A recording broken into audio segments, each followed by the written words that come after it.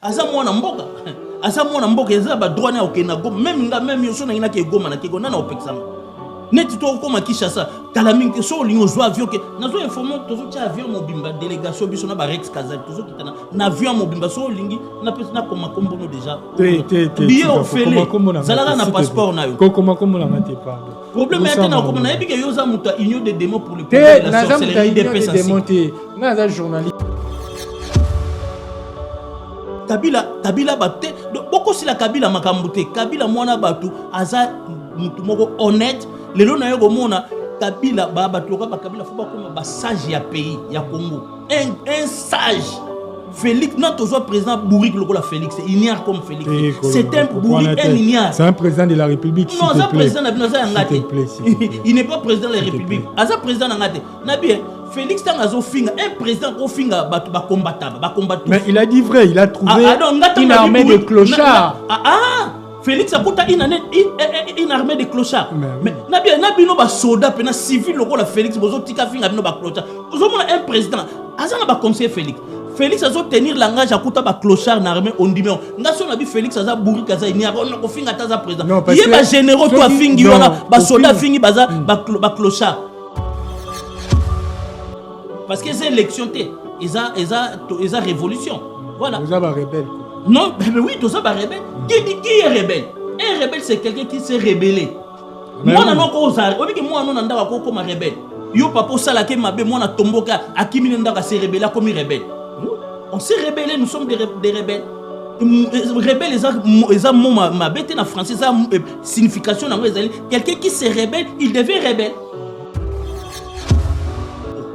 Explique-nous. Nzamba tindi mbule ke buka Kongo passé mukuna na nzambe baloba na atakati nzambe likasa mfo. Tikana makamba mukuna to za makamba mboka. Mais nazo lancer appel pas pasteur. Tikana zela na koya. S'il te plaît. Nazo lancer appel pas pasteur nyonso surtout quand kenza yo lobaki ke bolongola nanga onction bobotola nanga onction yo olobi ke to kota ouviraté tozol ba kankenza mukuna tous les babanda ijibe mapana so ijibe mampia tous les babanda pasana soki to komi Kinshasa bomi kimela libela po l'église na mino ba okangango l'église a lukuta e otika ka l'église nzamba solo malembe toki malembe tozo mais tout ça na ba soda biso na ba soda moni ba colonel Wilingo ba fierté à Congo bangwana na mona armée bon te discipline armée on a té ozomona colonel mazo respecter ba civil.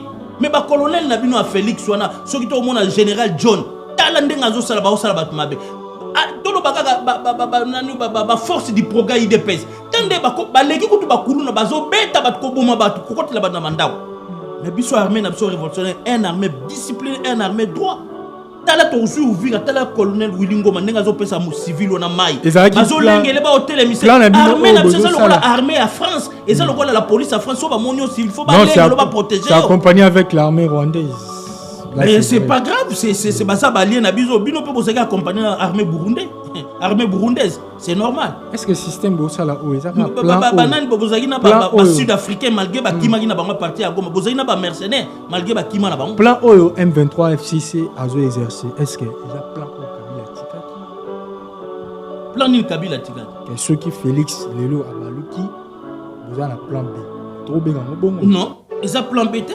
Ba corps na bango ba signer kasi ba lobango ngana yebi ba corps na bango te.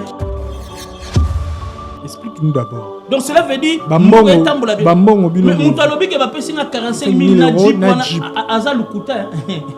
Na bien tant biso za soutenir IDPS. Papa Tshisekedi a pesi biso ba jeep na bambongo. Non, ils ont qui a boité, ils ont que besoin accaparer. Il y a les armées révolutionnaires. Jeep on na tambola nga mom na sombi na mbongo na. Jeep on na tambola na tambola jeep Nissan. Nga mom na sombo na mbongo na M23. Non, na auto sombo nga mikolo na mbongo na nga moko. Na mbongo M23. So bazar 45 nga kuna osepla. So ba konzi ba biba kabila nga 45 000 euros est-ce que na oboy? C'est normal. Et ça le net yo, aux hommes d'affaires au bio kabila 45 000 $ na oboy ate. Jeep wana auto sombo pas même un mois na sombo na mbongo na nga. Nissan. Oui, na sombo na mbongo na nga. Donc ils sont na mbongo ya M23. Quand tout le monde sait les unes à Pibia qui vidéo. Oh mais c'est les gens ne pas sur mbongo na yemo. Ils ont mbongo outil. Non, ils ont mbongo outil bana te mbongo. Non, mbongo na yemo. Oh, va souffrir le bazar éparpillé. Mutu agence technique c'est le Juno Jeep en Allemagne, ba memeli yango ko memeli. que nous tournons agence c'est les unes bon on a eu Viremé outil à partir de Goma. Pan, c'est les unes à Bendi Jeep.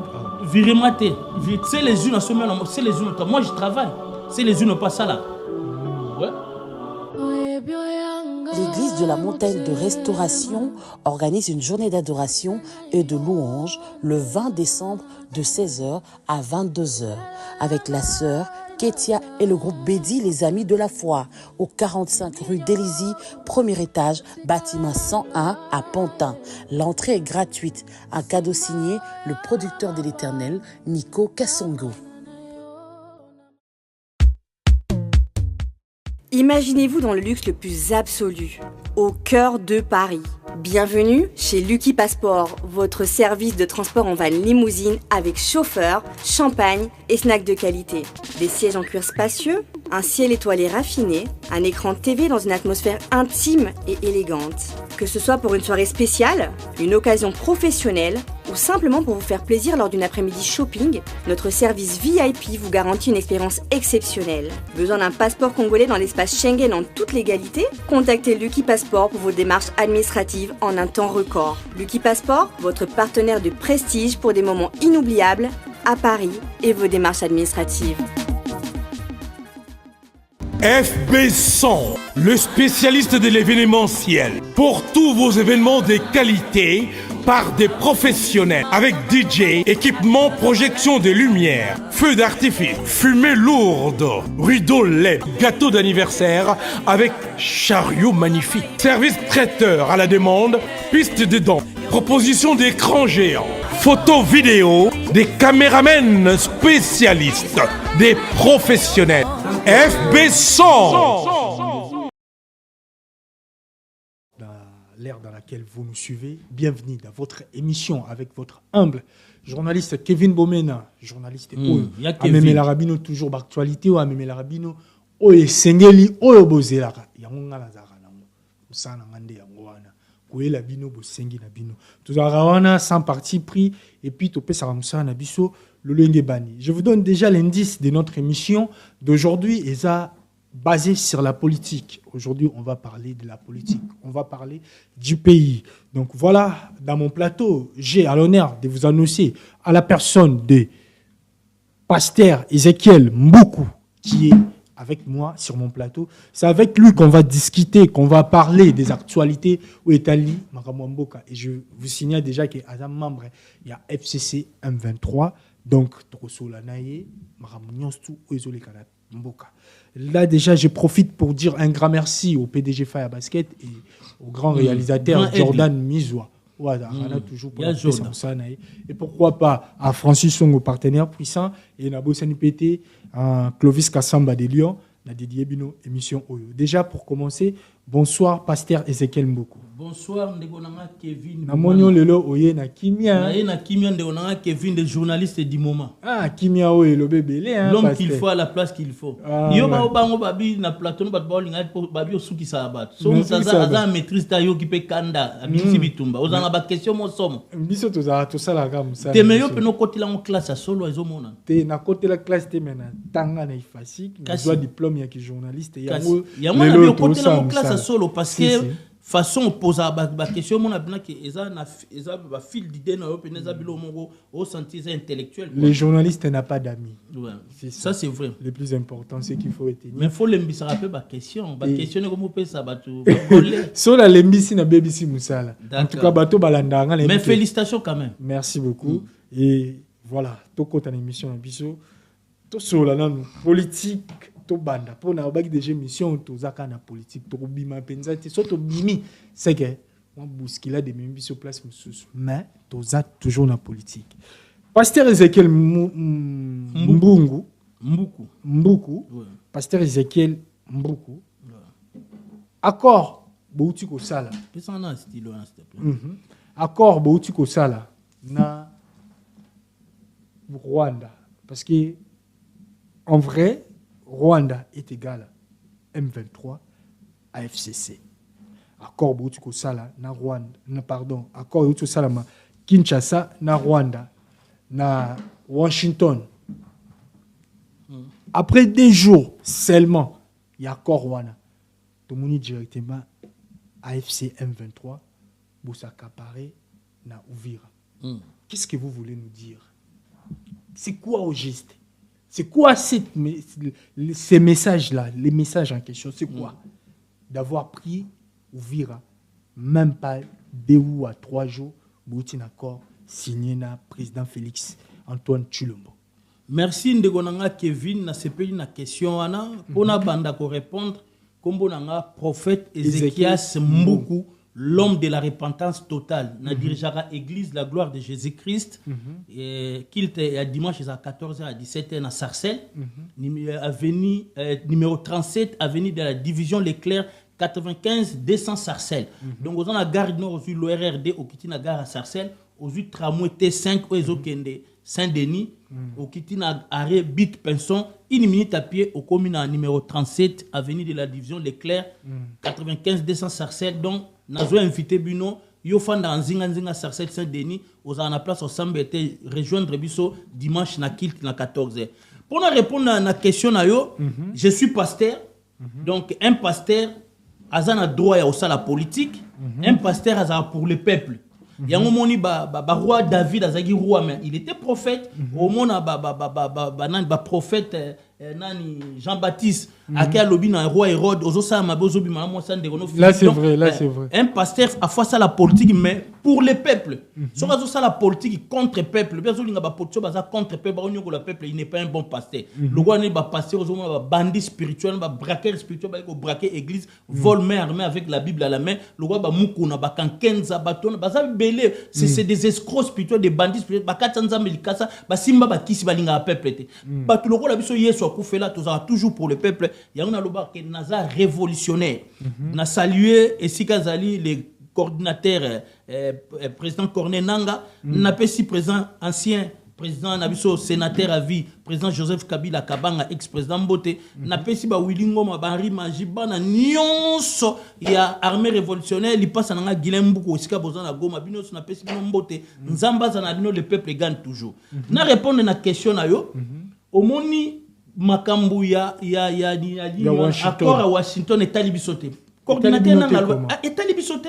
On a un problème, il y a Paul Gaga maintenant, Félix, et talibisoté. Comment ça? Il y a un problème, il y a armée révolutionnaire. Il y a un problème, le peuple congolais. Mais par contre, les soldats rwandais. Non, Nabi, est-ce que tout le makamba Congo, tout le makamba Rwanda, tout le makamba Congo. Cela veut dire Etali Félix individu. Na président Paul Kagame na Donald Trump et Taliban. Par contre, tant que signé accord au monde qui mutumo ya armée révolutionnaire AFC M23 zalagité.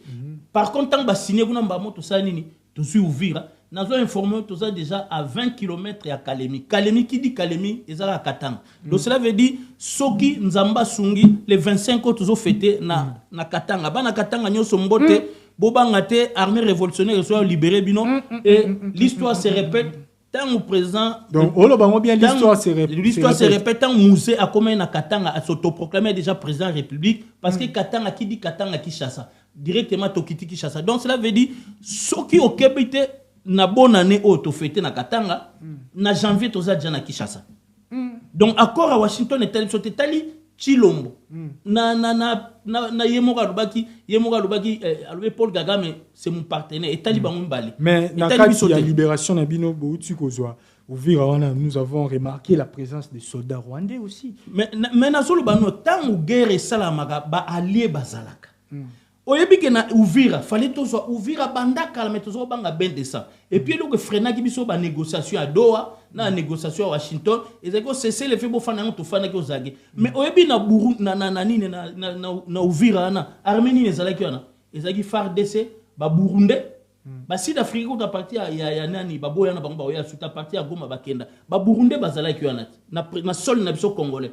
Pourquoi bozolo bonté bozolo ba armée rwandais? Oui. Armée rwandais, baza ba partenaire na biso na guerre nyoso balié bazanga ate et nazo informé yo batu nyoso ba balié na biso qu'il soit ba américain qu'il soit ba chinois qui batu tout même ba français ba balié na biso. Cela veut dire armée révolutionnaire peuple congolais en akati.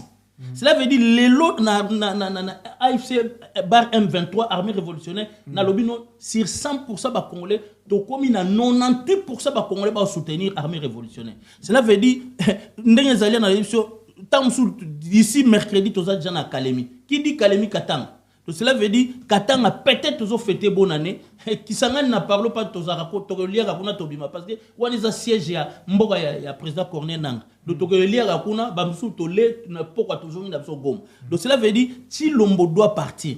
Au moment il y a il faut respecter la constitution. Qui a voté Chilombo? Qui a voté Chilombo? La première coup une élection. Ouais 2012. Président Corneille Nangaa est coordinateur est mort abiki ba pesa ka ko pesa pour maîtriser ça boyebi ka situation a pesa na 2020 sur 23 sonini a sala que élection te et ça dit on a machine a voté machine à tricher élection c'est la méthode il n'est pas présent pour na ça il est illégal ya mwana to loba quand to zui Uvira ake abengi mbangu ba sango on note que na dialogue basango ba c'est trop tard et puis biso dialogue na biso poto que na Chilombo ezaki poto dialogue ezaki poto que lobana a démissionné dialogue na biso yango mona za obanga parce que Chilombo mutayebi ko le coordinateur Nangaa zate parce que Chilombo Fayulu coordinateur Nangaa baza ba camarade na basi na bango misad baza ba camarade baza tsambe na finale pipa dalo baza ofanda presque bamo des amis mutayebi Chilombo ko le coordinateur Nangaa zate et Chilombo coordinateur Nangaa za okabla Chilombo ba chemise même bilamba même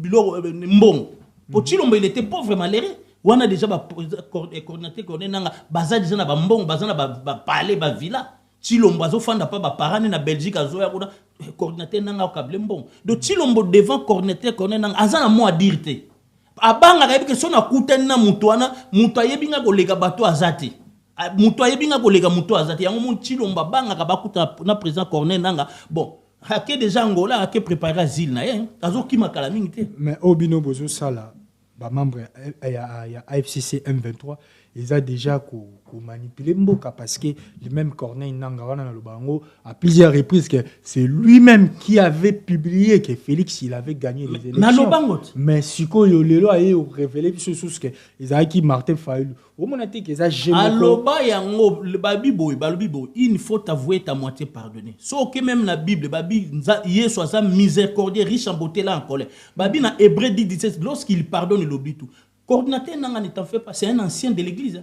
Un grand prédicateur de Oumona Kaibi Maramanzambe. Mais pourquoi on peut le voir dans la rébellion? Na sala kere bolimbisanga alobango plusieurs fois. Tozonga suna dossier mwana batu mwana nzambe. Nanga misine et l'élite de Dieu. Les longa na obenge le Josué. Donc Josué mta comme ça bana Israël na terre promise.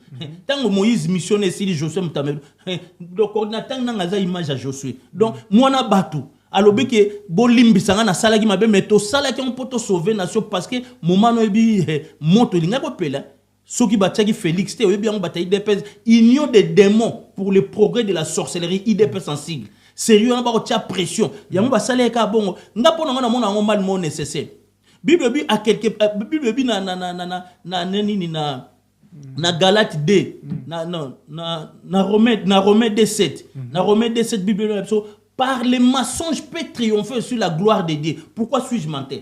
Peut-être Nzambe t'a permis de Félix pour le long Nzamba bimsa mutakala ya IDPS. Union de démons pour le progrès de la sorcellerie. Au monde de le progrès ya sorcellerie n'est comme na Congo. Soro kei le force du progrès. Bilo bazo salan bazo boma bazo beta donc milice à Tshisekedi. Tokangi Uvira bake bukanda wa président et ancien président Joseph Kabila. Président Joseph Kabila salini. Asa mwana mboka eza ba droit na okena go même yo sona ina ke goma na ke gona na opexanga net to ko makisha sa kalamingi so lingo zo avion ke nazo informer tozo tia avion mobimba délégation biso na ba Rex Kazali tozo kitana na avion mobimba so lingi na pesa na koma kombono déjà billet ofele zalaka na passeport na yo koma kombono ngate pardon problème était na komona ebi ke yo za muta union de démons pour le progrès de la sorcellerie des PSC nga journaliste soko za peuple congolais solo non mon travail je suis soko za peuple congolais solo za journaliste solo merci pour l'invitation na kende kuna na zo ba image journaliste Azarabon. Mais Yozoboya parce que aux union des démons pour le progrès de la sorcellerie IDPS en cycle. On va pas rester sur ça. Tu es dans mon émission, je te dis que c'est moi qui conduis l'émission, donc voilà. Toi sous l'émission, toi à la professionnelle, toi sur la makambu ya dossier oyo kakawana ou toloba. Mais tout le monde Martin Fayulu au auto le canal TV5 qui nous démontre que avant Félix Tshisekedi Azwa pouvoir Kabila déjà déstabilisé qui plutôt armé. Donc on dirait qu'il Kambu Oyo ils avaient déjà bien préparé, bien avant. Il y a déjà qu'il faut armée la faillite. Martin Fayulu. Oui. Il faut armée la défaillance au cas où s'il marchait pas bien. Est-ce qu'on peut dire que à propos de Martin Fayulu, elle est vrai qu'il demande qu'il faut Mboka et se réunir, il faut dialogue moko exclusif et salema entre bana Mboka nanga il faut zalawana Joseph Kabila il faut zalawana Martin Fayulu talobian oui on arrête. Il a dit ça. On arrête. Non, Martin Fayulu pour sauver le Congo. C'est mon grand frère Martin Fayulu n'a pas sur mbote mais n'a regretté vieux. On dirait banda ba yiba élection, on dirait perda pédale. Or Martin Fayulu soka zayi pena mutu pena solo, ako pesa Félix Mbote te bako solanete. Ako ya pe pena Félix ke nuna ba yambala ba son men parce que via RVC omoni Boketu. Boketu le toko mo bengani Jean-Marie Le Pen. Boketu le toko mo bengi Jean-Marie Le Pen. Boketu Jean-Marie Le Pen.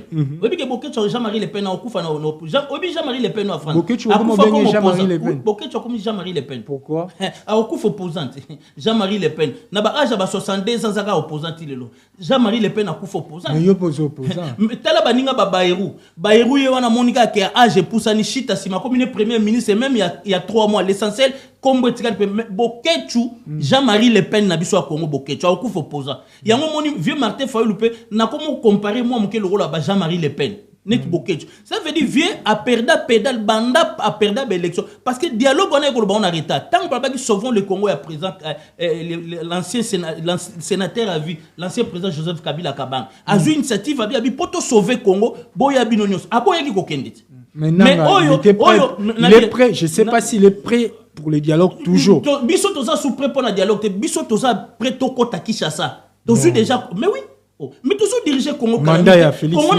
Félix a un mandat te bino ba bobenga ke président na bino, aza président il y a bisoté. Il n'est pas président Félix, qui a élu Félix? Personne. Ce n'est pas un président. Non, mais là on a vu coordinateur Makamunisa Loba yango. La personne qui a voué devant la nation, Abibo Limbi Sangana ezalaki stratégie a bien pour te sauver Congo. Il a déjà dit ça, c'est l'équipe. Mais le problème est que Martin Fayulu a perdu la pédale. Martin Fayulu. Moi, je vous dis, tant que l'élection est ça, Martin Fayulu, Martin Fayulu. Pour nous idolâtrer parce que même Félix les changements maintenant c'est Martin Fayulu. Tant que tous les gens sont en combat. Mais les combattants Félix a dû pouvoir combattre et pas là. Natika rappel fidèle pas Martin Fayulu. Mais à partir Martin Fayulu ba komo kangamana ba Félix na batu na tant toki zo goma na komi na révolutionnaire parce que fallait que Félix a na munduki. Martin Fayulu combien de fois ba sali ba marche kuna ba kangier ba bet ba zoxier ba pota. Est-ce que Félix pena ko na marche? Félix fallait que na munduki. Yango mona na koma na révolutionnaire.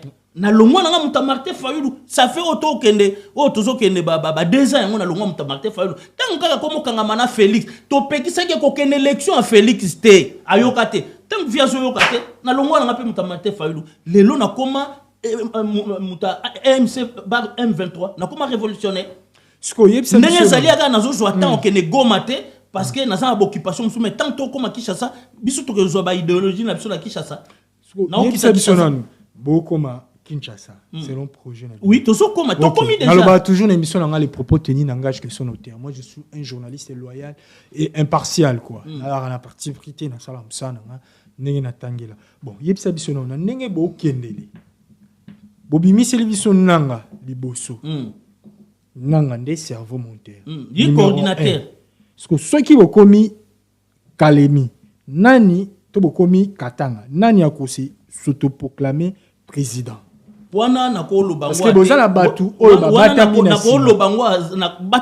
na sima bazate c'est le peuple congolais nana obatama na sima biso ba congolais ka bazana sima na biso c'est le peuple wana na kolo bango te za ba secret d'état wana ba konzi ba yebi mais oyo toyebi lelo aza tête oyo tozomona le coordinateur c'est président Corneille Nanga vice nae ezali Jean Bertrand Bisibwa et le fondateur n'a pas si mbote skaza apôtre Jean-Marie Louika apôtre Jean-Marie ça c'est mon président apôtre Jean-Marie merci vraiment na ba message ya ndongozo édifier biso na groupe otindela nga na numéro na personnel merci nzamba pambola apôtre il y a za fondateur ya M23 Jean-Marie Louika président M23 coordinateur nanga aza coordinateur tozana vice-président bazali wana tozana M23 armée révolutionnaire ils a bien structuré surtout que na côté armée tozomona général Soumatenga tozomona pardon colonel Willingoma tozomona basebele ba Hari Magie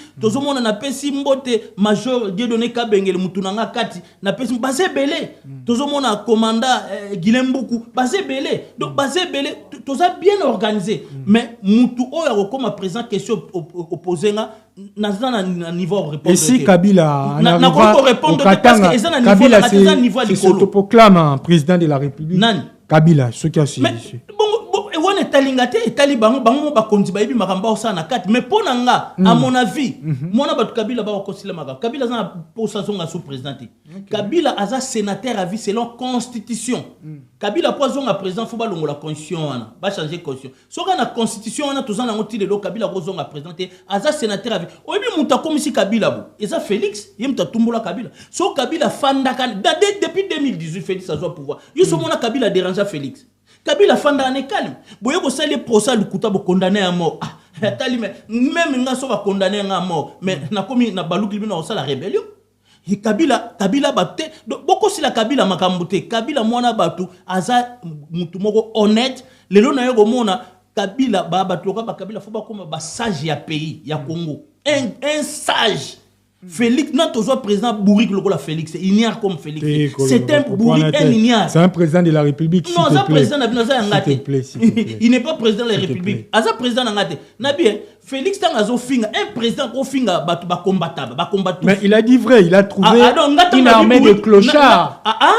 Félix a porté une armée de clochards. Mais Nabino ba soldat, pena civil, le Félix, bozo tika finga bino ba clochards. Un président, azana ba conseiller Félix. Félix a tenir langage à kouta ba clochard na armée on dit mais ngaso na bi Félix aza bourri kaza ni on ko finga taza président il ba généraux toi fingi wana ba soldat fingi baza ba clochard et c'est un président de la République à quoi tenir langage à bonté devant la nation alors Félix c'est un bourrique c'est un nia il est mal éduqué mal appris s'il te plaît mais oui donc pour nous s'il te plaît pour na ba soldat na biso s'il te plaît pour na ba soldat wana yo on armée na biso Congo sengi si mais afini ba soda ba bien na monde lelo ba yebi ke armée na biso ba clochard baza yebi ke a salir image armée na biso Félix Azam il doit être condamné à mort na image armée salir c'est que nanga il faut à la condamner pour pas trahir pays nanga trahir pays place yubilo ba propos na utako ba ke Félix te mutazwaka bango ba chai mais si a lobby vérité mais il faut akangama mais ezaba akangama ponani parce que a sali trahison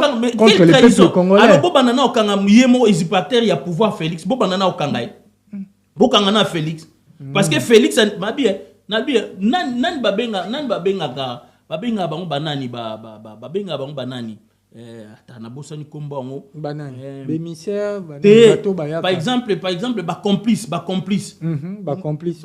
donc Félix il était complice poni andimadi donc pour Félix poni andimé ba PC pouvoir mundele pena mutaza honnête so bango ba PC pouvoir non c'est pas moi c'est Martin Fayulu qui a gagné beau PC mais pourquoi andimé donc azai zipater c'est déjà trop tard quoi.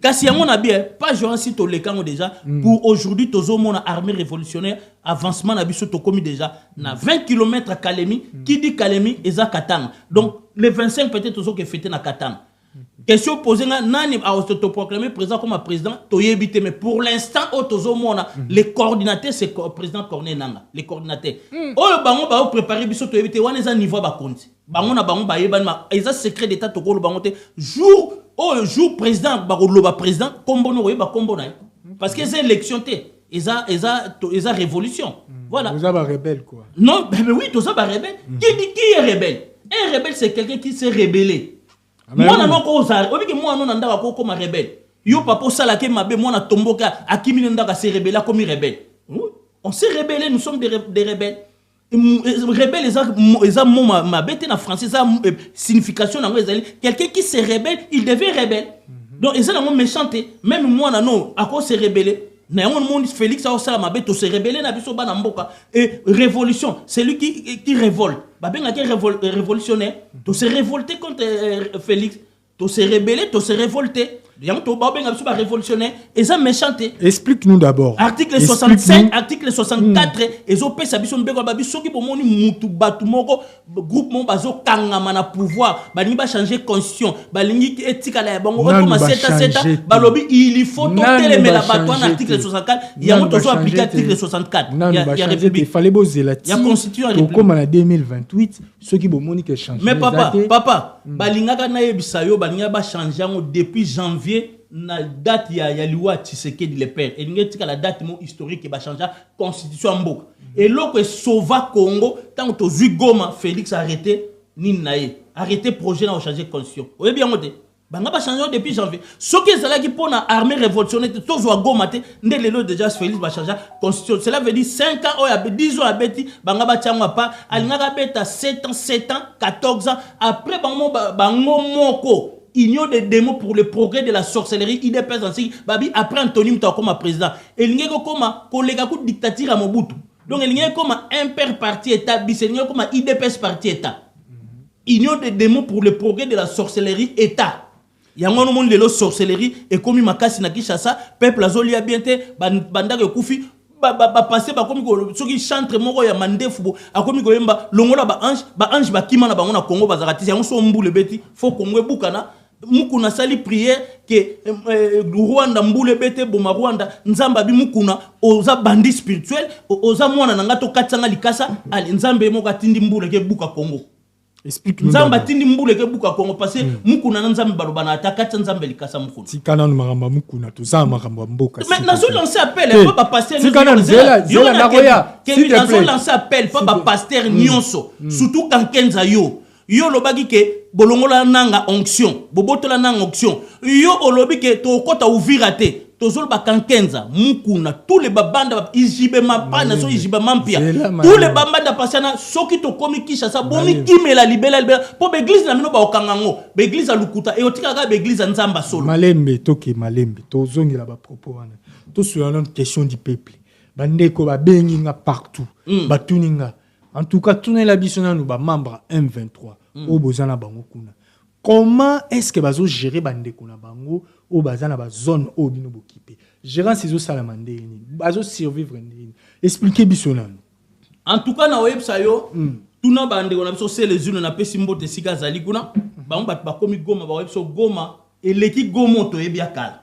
Donc comme le la poto gérance kitoko babi ba taxi aussi la tiba des 4 matin parce que bazoli mbongo à Rwanda mais si bazoli mbongo na bien papa na comprendre te bino ba congolais Rwanda sala bino ni pourquoi bobanga Rwanda non muto ya bazoli mbongo à Rwanda na Congo muto ya na ba Rwanda na Congo directeur à Mobutu za bisengemana yemtamema ba Rwandais depuis sera Mobutu so ba 40 ans passé so na été combien d'années passé so 50 ans ti lelo yo so mona ba Rwandais bazui Congo ba yebele sera bisengemana mais beaucoup si la Rwanda nabi est-ce que mais mbongo Rwanda ko liama déjà na ba parti de bozu héros elia marate na Congo héros kota na Congo dollar ekota na Congo te ekotaka et alors pourquoi so kaka ya Rwanda kota na Congo comme problème mais Goma na Rwanda za frontière c'est normal, il faut transaction à monnaie, ba commerçant, ba osomba bilo okuna, ba memi na Rwanda, c'est normal.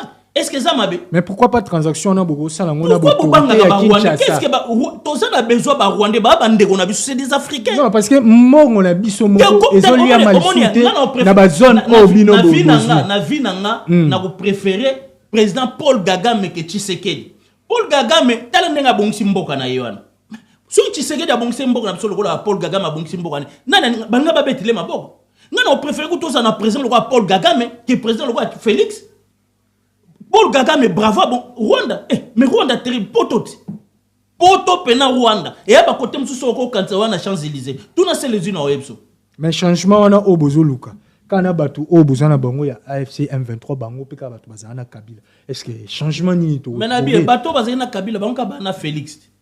Mais bato na pe opé a bien barozon mais ba royiba sunde Félix a yibite ba roya pena pour basala tala biso armée révolutionnaire tant pour tozoya pour na peuple oyo ka pena le peuple d'abord et ça si le gâté mesali auto commune na cahier pour le peuple oyo ka pena état de droit oyo ka là où ma liberté finit ta liberté a commencé. Okay. Donc cela veut dire liberté na ngesi ke si ya muninge bandi tozoya na bilo kwa tout na basé les gens qui a 2 semaines de formation et idéologie tout n'a pas les unes civisme il y a une formation, il y a non mais ezali oui non oui ezali ba musu ba côté na branche militaire musu ba côté na branche politique net biso to na branche politique musu ba côté na ba branche civique net passer les unes à un bâtiment bango ba occuper ba domaine na ba bâtiment déjà on informe comme ko recruter ba bâtiment tant to aussi ko lomboka ba construire mboka ba c'est les unes ba aux parmi ba toana ba na ba branche na bango moi je serai sénateur ou député. Ah oui. Qu'est-ce qu'on a pour l'intérêt personnel? Quel intérêt pour servir nation? Vous s'autoproclamer déjà na minute déjà na ba poste bourgeois. Père nanga zara sénateur, azara député à Mobutu, commissaire du peuple à Mobutu, 17 ans. Membre comité central et impère à Mobutu. Sénateur à Kabila. Akufa tolele na palais du peuple Tukunde na cimetière à Gombe. Père nanga lobaki il faut ngana ça la politique. Aloba nanga toi tu es pasteur mais tu dois faire la politique. Yango na ça politique. Pour servir pays bien, il faut aller au Sénat ou bien aller au Parlement. Bilo romi baso na rosa député dans un sénateur il y a pays pour tout servir pays. Ce que expliquer bisonano, bana pour ça bolanda biso ba comprendre. Comment fait-il que Bino Bokangi Goma le lobo Uvira au moment que bokomi dans un système que tokomi déjà na Kalemi, toi na 20 km à Kalemi. Qui dit Kalemi qui Katanga. OK, to sola na Uvira au bozui parce que Kalemi non bozui te. Pourquoi pas beaucoup quand tu ça la périphérie. Pourquoi déjà en périphérie comment on noter. D'ici mercredi on aura déjà si ton côté. Qu'est-ce qui et là on est zanga que Bino malgré tout bozo bunda. Mais dans la relation tout le monde a une relation entre les militaires congolais, il y a AFC M23, na oya Kinshasa, bozui pe batu, bopesi, kuna pe bazui, bapesi. Pourquoi pas bossa la peine à marambetali mbongo? Pourquoi seulement koko cha mbongo ya Rwanda iko makulia maka tina ba niveau moko boy OK bénéfice olezonga na mboka ezozonga pa ba Rwanda. Omoni Félix eloko albosa sala itanto zugoma soki pena linga peuple congolais akanga mbongo ba banque akanga ba banque ba mbongo nyonso.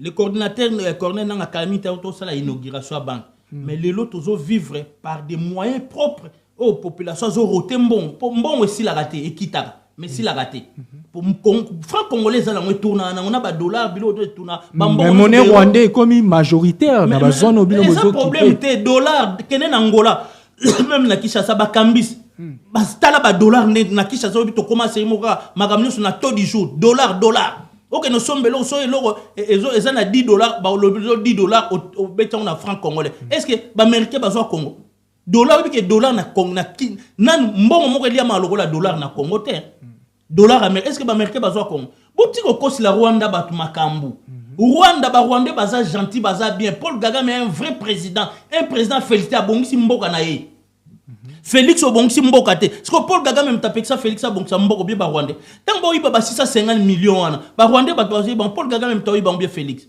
do yangwana na o répondre accord wana etali bisote biso avant tina Kinshasa bientôt toza na Kinshasa tozo so to sisika ba fête otika ba tranquille ba fêter après to kotiki parce que gestion o ezokota to sur la gestion bénéfice oyo bino ba place bozo kipezo kende wapi mbongo wana tu oyo ezokota na ba parti obino bo kipe ezokene na compte nani ezana maboko nani expliquer biso nani mais nabi ezokota na kesa l'état est divisé mais l'état au biso toza kuna beto toza est-ce que ceux Félix a renversé bino mbongo wana ekozala kaka na l'état ezala l'état ko bongo ezala so biso to renverser Félix o beto kuta na kisa ezala l'état neti biso to zo Kinshasa ka mike mbongo wana ezala l'état biso presse toza na posa ko yeba toza penza na posa ko yeba monta combien ezokota depuis bozu place wana combien bobombi na kese moi je ne suis pas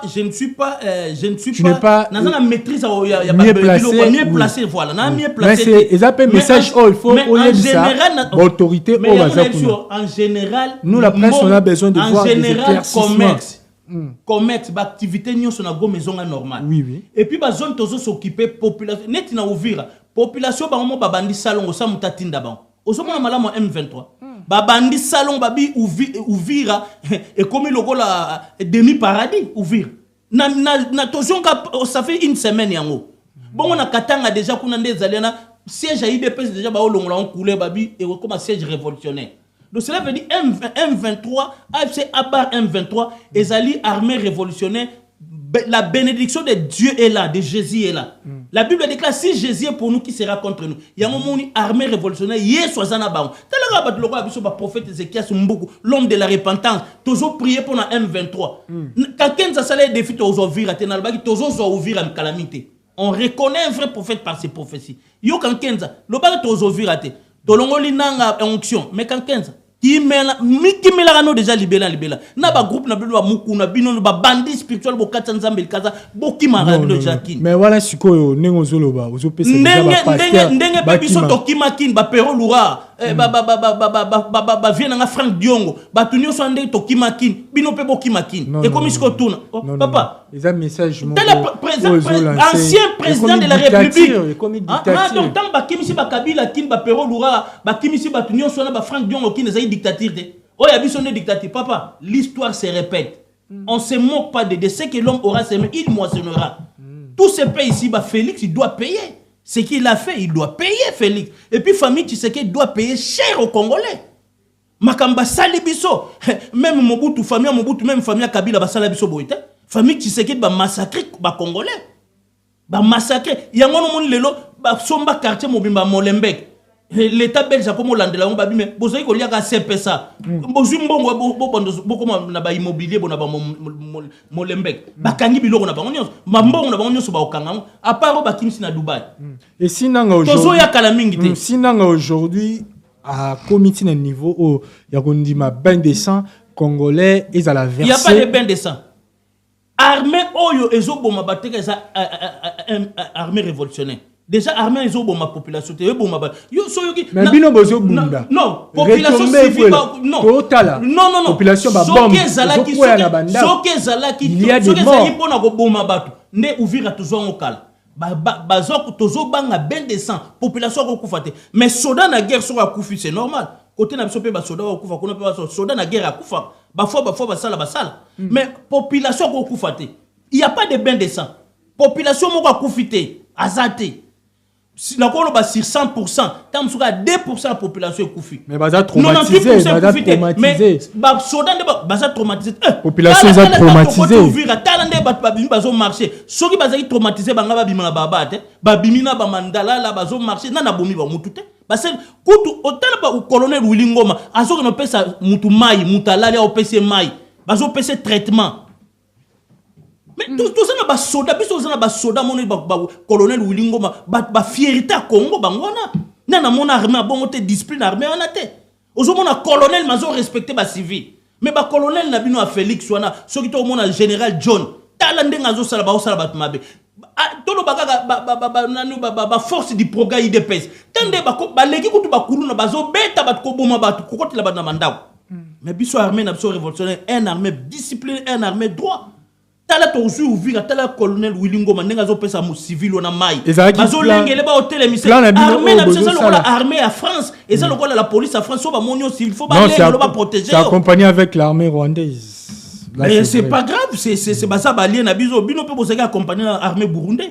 Armée burundaise, c'est normal. Est-ce que le système bosala o ezaka plan banane bozaki na ba sud-africain malgré ba kimaki na bango parti à Goma, bozaki na ba mercenaires malgré ba kima na bango. Plan oyo M23 FCC azo exercer. Est-ce que eza plan o Kabila tikaki? Plan ni Kabila tikaki. Que ceux qui Félix Lelo Abaluki bozana plan B.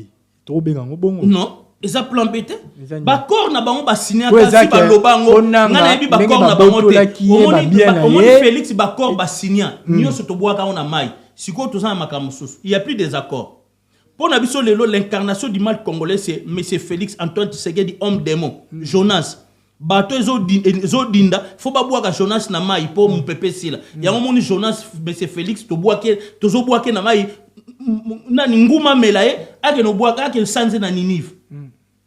Nguma mele nani nguma nani ngando mela ya gesibwake na Ninive. Donc monsieur Jonas to boake déjà en mai. Siko mu tempête se calmer.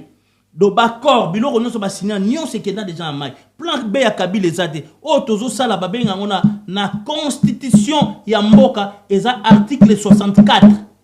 Mais si le togo momona lelo ba politicien belé ba télémi pour na dialogue ici c'est dialogue de trop tard. Dialogue peut-être sur le départ quand Félix donc il y a démissionné na dialogue. Il y aura plus de dialogue. Dialogue ni biso to ça biso to comme déjà na Katanga. Kalemi déjà to côté on a sur la minute on a évité peut-être aux informer to ça déjà à 20 km à Kalemi. Qui dit Kalemi za Katanga. Oui. To ça a besoin sur un dialogue té. To ça le dialogue pour nani.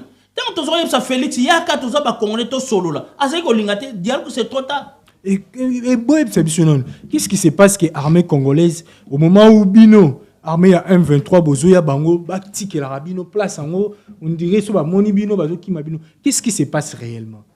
Bon, c'est la stratégie ni Bozan en haut pour que Bozoaka ba place, Bozoaka ba village na facilité sans pourtant Mandoki et beta sans pourtant stratégie ezali peuple alembi Félix nenge peuple Zaïwa lembaka Mobutu.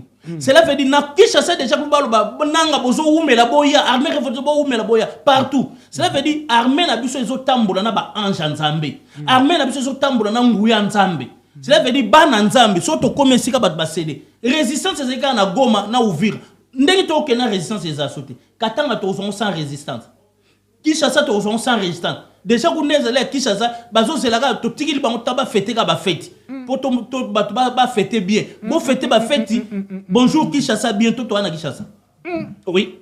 Vous êtes déterminé. Oui, déterminé. Oh, bah ça y nzambe loko la biso solo pena to banga Yesu Masia. To za na kata armée révolution zo mona ngoje. Ba mukuna te na ba kankenza te. O ba simba ba kisi. Ka ba pasteur. Biso to simba Yesu Masia. Ça veut dire biso to simba Yesu Masia. Ba gagner armée congolaise pona libumuna ba pona libumuna ba. Na bien, si réellement pena ba obondela pona armée congolaise. Comment chef na bango que no finga kuta ba clochard na armée. Donc cela veut dire ba généraux tout bazana ba soldats tout bazana Congo bazana ba clochard. Quelle humiliation. Oui, mais Félix a humilié Congo. A humilié l'armée congolaise. Dans le monde de Tamboli partout, Babylon armée na ba clochard bazala. Quel président? Ah non, Kabila, franchement, nous avons regretté Kabila 1000 fois. On avait quand même un président, Kosile Makambo. Kabila Tangate, Kabila était intelligent, très sage collègue Félix. On n'a jamais eu un président bourrique ignare comme Félix na Congo. Et les premiers présidents, les derniers présidents bourriques ignare na Congo. Non, s'il te plaît, Tika Kolo, Baba, propos me souhaiter, ils ont bien été parce que. Ah, mais il y a IDPS qui démons pour le progrès de la sorcellerie. Même si j'ai recevé un personnage, il y a IDPS Awa, je vais l'interdire. Ceux qui ont propos, ils ont engagé par exemple Nanga et Joseph Kabila. Non, ça a toujours même réaction. Parce que ça, ils ont payé sa biso pouvoir. Il y a qu'il ça invité au plateau na biso en tout cas. Il faut pas tout déraper quoi. Tous ont allé solo. Donc ça va bien à mon bourri qui n'y a refingé. Non. On qualifie que c'est un bourrique, c'est un ignare. Qualification on a. Un illettré. Et qu'on n'a pas de preuves que c'est un bourrique. Donc, mais preuve il y a un que nous armé ba clochard. C'est un président bourrique, un président même armé ne ba clochard rôle bango devant télé et ça ba secret d'état. Quand il est président ça dit déjà 7 ans en Mboka organisé armé. Organisé armé to que le ba clochard. Un président devant la télé, devant la nation. Combien de pays ba humilier biso ba armé on ba clochard. Ba sous sérieuté. Quelle humiliation Félix il a fait dans l'armée congolaise. Et puis l'obi boloba FARDC Wazalendo bobunda bazwa mboka te ba Wazalendo na ba FARDC bo benga ba clochard. Mais ba Wazalendo na ba FARDC mais bo balukila Félix on a bozo zelani. Bozo zelani bo balukila Félix wana. Pasteur. Bon, tout côté ce qu'on a dossier dans le mot personnel, tout ça dans la politique. Pasteur ba yebisi biso ke ba pesio Jeep Range Rover. Ba pesio na 45 000 euros. Nana pesinga M23 AFC. Est-ce que M23 va passer batumbo? M23 à banque pour passer batumbo. Kasi bozo gouverner déjà ba village ya mboka na biso ba chef lié bozo ouvira lelo. Mais mboka na bien. Ya mboka na biso. Ba parti wana bazui. Soki mbongo so kota na caisse à l'été, kota na caisse à mutu. Mais caisse à l'été zo kende, caisse à l'état wana est égal qui? Parce que la mboka l'été ezalaka moko. Mais ya on a lobby na Congo, tous na République de Kinshasa, Félix a dirigé Kinshasa, na République du Congo, biso zo dirigé Congo mobile. Bientôt ndetro comme na Kinshasa kala mingi. Mais on n'a pas des informations par rapport à Mbongo Ezokota. Aux informations zali. Nana za mieux placé te pona loba. Cela veut dire mbongo sokota na caisse à l'état. Coordinateur nanga sala. On a besoin de savoir. On a besoin de savoir. Banque wana ko monete ba banque. Félix Akangé ba banque coordinateur a sali ba inauguration ba banque ba commerçant mbongo na bango zo tourner bien commerce ils ont bien. Mutu mo yebsinga bi pour la première fois ba mona na Goma taxi. Ezo zati ba 4h du matin. Oyebi ke Goma ba tie ba caméra de surveillance. Explique-nous d'abord. Donc cela veut dire Bambongo bino. Mais mutalobi ke ba pesinga 45 000 na jeep wana aza lukuta. Na bien tant biso za soutenir IDPS. Papa Tshisekedi a pesé biso ba jeep na bambongo. Non, ils ont qui a boité, ils ont qui besoin accaparer. Il y a les armées révolutionnaires. Jeep on na tambola nga mo na sombi na mbongo nga. Jeep on na tambola na ngo. Na tambola jeep Nissan. Nga mo na somba na mbongo na M23. Non, na uto somba nga mikolo na mbongo nga moko. Na mbongo M23. So bazar 45 nga kuno se so ba konzi ba biba kabilanga 45 000 euros est-ce que na oboy? C'est normal. Et ça le net yo, aux hommes d'affaires au bio kabilanga 45 000 $ na oboy ate. Jeep wana uto somba pas même un mois na somba na mbongo nga moko. Nissan. OK. Oui, na somba na mbongo nga moko. Donc na somba na mbongo ya M23. Quand on a essayé les unes à pibia qui vidéo moko boy na mutuka. Oh mais c'est les unes pas somba na mbongo na yemo. Ils ont mbongo uti. Non, ils ont mbongo uti bana te mbongo. Non, mbongo na yemo. Oh, souffrir le bazar éparpillé. Mutu agence c'était c'est le Juno Jeep wana za en Allemagne, ba memeli yango ko memela. Que nous tuna agence ba c'est les unes mbongo na yemo. Vireme uti à partir à Goma. Pan, c'est les unes à Bendi Jeep. Virema te. C'est les unes à sommer c'est les unes. Moi je travaille. C'est les unes pas ça là. Ouais. Ceux qui n'a commis député bien sénateur un jour babi ba kabil ba sénateur ba jeep na l'état congolais na kozona oboyate mais pour l'instant naza mutu pamba lokola peuple congolais nyonso tozaka gande batu oyo tozo mobiliser population ba ke armée révolutionnaire tozo ya poto bongisa mboka donc cela veut dire mutu mo toza na salaire teza bilo moto sala ngo bénévole to sala ngo pona lokumu na mboka poto sauver Congo. Oh, président, ancien président Joseph Kabila Kabanga l'a sauvons le Congo. Nous sommes là pour sauver le Congo. Il y a un moment, les autres, il y a 20 km, il y a Kalemi, tous à Kalemi, d'ici Noël, tous fêter Noël na Katanga, et Kinshasa, na janvier, tous à Kinshasa. Ce qu'on peut la population au bazar déplacée, population au bazar libanda. Au bas place bozo au bazar éparpillé. Pourquoi pas vous ça l'effort ya kozong sabango kolak sabango ke bino ndenge bozo lo ba selon maloba la bino ke bozana pona ko maintenir l'ordre et puis pour la paix.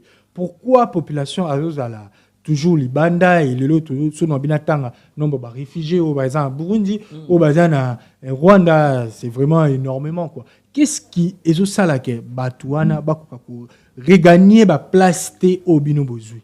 Au moni na oloba na Goma même na Uvira tant population mo ekimi kola na ba armée numérique ba osate bataille DPS bazo publier ba okosa union de démos pour le progrès de la société population qui tala tant to continue Uvira population bimi na balabala pour ba yamba armée révolutionnaire population ni ekimi te balobi na population bozongela ba activité na bino bozala calme loko ya moko ba kima parko bango bi guerre ba nyonso ba banga ngo ya moko to koloba sur 100% population Uvira 1% ka mutu bakimi mais 1% na colonel Wilingo masala ki message abi mutu nyonso zonga na ndako ne mutu nyonso akene musala calme uzana na Uvira zongi na normal activité nyonso zongi bana bazongi classe nyonso zongi normal classe mutu nyonso zonga na ndako ne mais avec quelle situation ba kozongi là ils savent pas ce qui ba kolia situation ça bien bango la bango eza garder na ndako to muso iko sans valeur déjà sans valeur ndeni est-ce que bien on va que na ba marché on va somba biloko olia mais oui c'est autorisé mais oui et après c'est là ba bon mais franc congolais pourquoi so biso zumboka to boya balia franc congolais to lia franc même na Goma balia franc congolais. Ah mais Mbongo ils a dominé plus président na binonde ya union de démos pour le progrès de la société Félix Mutakanga Mbongo Goma kanga ba banque asale bongo a punir population mais na bolingo ya armée révolutionnaire na makasi na biso président Corneille Nanga coordinateur a inauguré qui banque donc activité zonga normale ba totia ba caméra Goma comme propre collègue Goma akal sécuriser collègue Goma akal net na Uvira situation zongi calme on dit mateke guerre ezali na Uvira on dirait to côté ba zongi ba classe commerce zongi ba activité tout zongi oui et puis ba soda FARDC ba ye kwa kitimi ba pesi minduki ba koti ba intégrer na ba armée révolutionnaire ba kangi soda moko te ba sali soda moko mabete oya Burundi ba kozongi c'est bon pe na Burundi oya biso ba congolais ba koti armée révolutionnaire Parce que l'armée congolaise, FARDC, et ça armée révolutionnaire, toujours révolutionner l'armée. Donc cela veut dire toujours recycler l'armée. Toujours comme ils sont armée à Sika. Bongo ya Sika. Et comme l'armée française, et comme la police française. Cela veut dire que vous respectez le peuple. Si vous avez policier devant vous, vous soldat devant vous, vous avez que sécurisé. Mais les soldats, au bino bozo tika na bango ya FARDC bazolo baza maltraité total bango so baza maltraité na bino ba komi bazongi wana bataille de pes baza maltraité baza traité bien te baza bien traité ba maltraité te lukuta baza très bien bango mo kutu babi mais kala wana bosala ki apo boya aussi ko la biso ba soda ba oloba baza très bien bazo lia 3 fois toi tu sais que baza lia te oui pas na biso ba komo lia 3 fois ba soda ba pesi bango ba tenia sika bilo nyoza sika ba salaire na bango pe ba stratégie bo sala bongo pour financer ko corrompre ba policier parce que boyebi que côté congolais et côté Kinshasa moi défaillance c'est la rapport na moi ba salaire pour na moi ba situation ba prime de guerre et ça moi kokoso yango bo sala bongo pour na ko démoraliser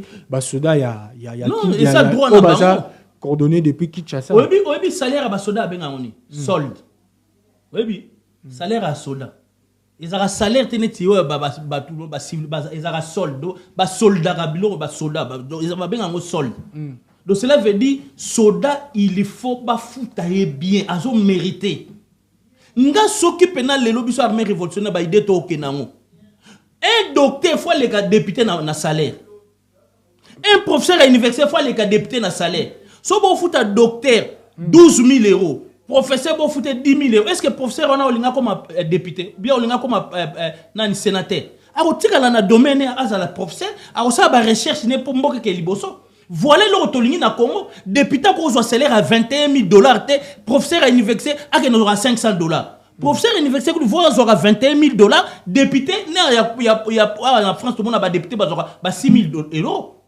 Mais le professeur à l'université ba docteur mais il y a un malobozolo ba si c'est passé et que et au ça n'est ba kende bongo bo comité na ba et ko sala est-ce qu'on va voir bazolo ba konzi ba lo ba msoko du vaut mieux kutu ozala no professeur na série obiso ozoke siko la mboka zala no kutu professeur docteur ke ozala député ba député ba mona su ba salaire wana te député comme na biteke ba comme na ba salaire normal professeur faut un salaire à mon docteur faut un salaire maître école primaire faut un salaire à bien maître école primaire so bozo fouté par exemple tu as $2 000 par mois maître école primaire mais a autant que ça ba na malam pas na bazo mayele ce qu'on attend à Kabila pourquoi pas ba makambo tout bateau tout bando diriger Kabila bo et ça bango makambo te point pourquoi comme quand attend à Félix OK il faut vous soulever ba propos oyo ils appellent na capital pourquoi au moni problème ezalia natanga Kabila so Kabila sali mabe to zo mona normalité mais to mona ils ont gros anango normal ben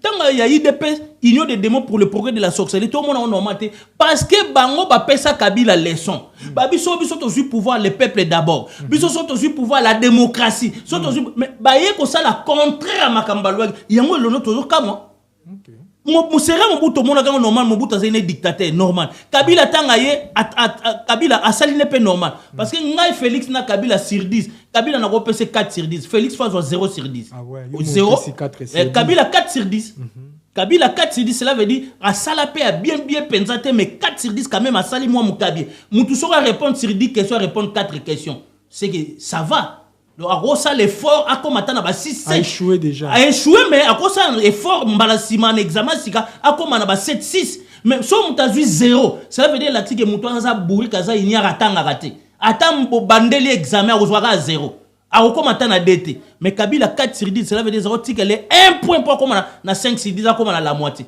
Kabila bravo il a bien travaillé na période malgré que a salaki penande peuple za ko lingate mais Félix 0 libungu Toulou. Voilà. Merci beaucoup. Merci beaucoup, pasteur Ezekias Mboukou, le nouveau politicien. Oyo, tozana na plateau na biso, to komi dana sous émission na biso. Les temps nous fait défaut, makambo so les belé la bike bala mboka. So botal émission ba question, beaucoup mara toujours numéro na ngeza toujours affiché, beaucoup mara ba question na commissaire bino ba question na bino ndenge esengeli quoi. Na éviter ceux qui pasteur Moïse et pasteur Ezekias Mboukou okoki kozala na message ya pour lancer parce que to komi na suka pour na bateau ba olanda biso. Pona batu ba Olanda biso peuple congolais bobangate armée révolutionnaire armée ya Yesu Masia et yeko siko la Congo et dernière révolution et salami yango révolution za suna Congo te to yepo peuple congolais azonga na espoir peuple congolais azonga esika oya zalaka kala. Donc cela veut dire peuple congolais faut lire à 3 fois, faut pas foutre peuple congolais bien, il faut peuple congolais vaguer na misala nyo saison et nazo lancer kaka message na pasteur kan 15 na banda ba pasteur wana yo longola coordinateur na onction bomi kimela déjà na ba mukuna bomi kimela bato ba buki jelem bino mo boyebi mbandu na bino jelem esali binoni biso tozu vura bino boke zwa jelem bato ya président ancien président Joseph Kabila esali binoni omoni pena que IDPS baza ba eni donc baza IDPS union des démons pour le progrès de la sorcellerie bozo koka kuna no vura te mais biso tant tozu vura bango bake zwa jelem ya président Kabila Kabila sali binoni Kabila a sauvé le Congo, à comprendre qu'il faut sauver le Congo. Congo est en danger. IDPS, Union des démons pour le progrès de la sorcellerie, Baboumi Congo, Bangba Dinsa Congo, na Liboulou. Et on a lancé un message na peuple congolais, peuple congolais, derrière l'armée révolutionnaire. Donc, comme 98% de la population basée derrière l'armée révolutionnaire, 2% des alliés Union des démons pour le progrès de la sorcellerie, Kalaming te bazo kima là-bas. Voilà, bandeko bino tout bolandi biso surtout ba mourir il y a image prod na pesmino merci pour notre temps au pesi biso ya royoka biso pa kolanda biso ceux qui ba remarquer ça il faut qu'on commente toujours dans commentaire et ceux qui paient mission na biso ça la bino bien il faut toujours ko lukara Kevin Bomena komelaki force à million de sala rangana avancer tout ça on a toujours pour na musala et na bosanité là les grands réalisateurs Jordan Mizwa Ozaki derrière la caméra et le PDG Fire Basket tout ça toujours pour na musala équipe à image prod toujours, nous sommes toujours loyalement et sans parti pris, toujours impartialité, des devises na biso quoi. Il y a toujours un effacique et toujours continuer. Tout le monde a dit la simana souhaité bien tout, ba meilleur V. Donc tout le monde a dit la simana émission Kolanda toujours avec votre humble journaliste Kevin Bomena 3 fois. Comme on dit, une fois dans semaine. Bye bye, ciao. Oui, une semaine.